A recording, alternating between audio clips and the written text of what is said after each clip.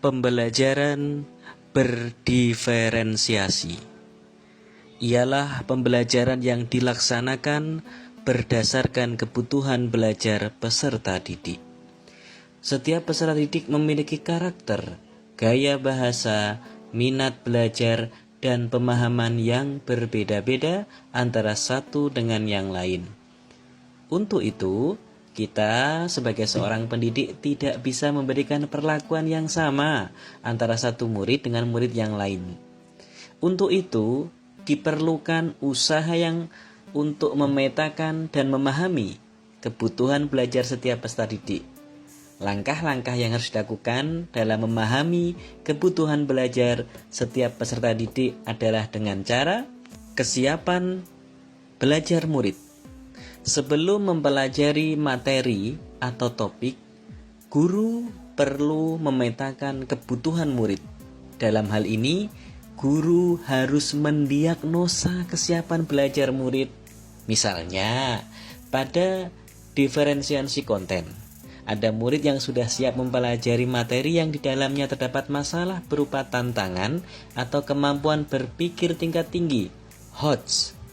Ada juga murid yang mungkin tentunya masih perlu mempelajari hal-hal yang mendasar dalam memahami materi.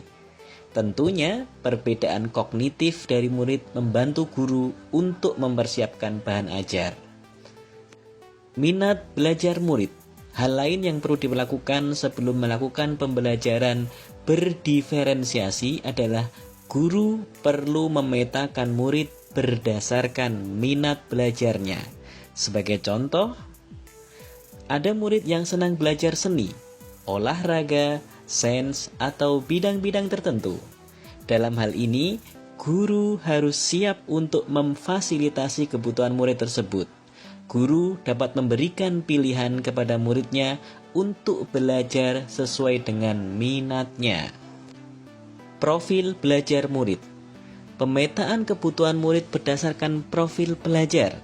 Murid lebih kepada bagaimana murid belajar sesuai dengan gaya belajarnya yang beragam atau bervariasi.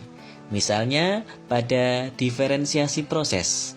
Untuk murid yang memiliki gaya belajar visual, maka pada diferensiasi proses, murid yang memiliki gaya belajar visual, proses pembelajarannya, guru dapat memberikan materi poin, grafik, dan sebagainya yang membantu murid dalam belajar dan mengaitkan konsep satu dengan yang lainnya sesuai dengan kehidupan sehari-hari. Dengan ketiga dasar pemetaan tersebut, guru akan mampu merancang pembelajaran berdiferensiasi dengan baik agar tujuan pembelajaran yang dapat dicapai, yaitu mengakomodir perbedaan murid dan peserta didik.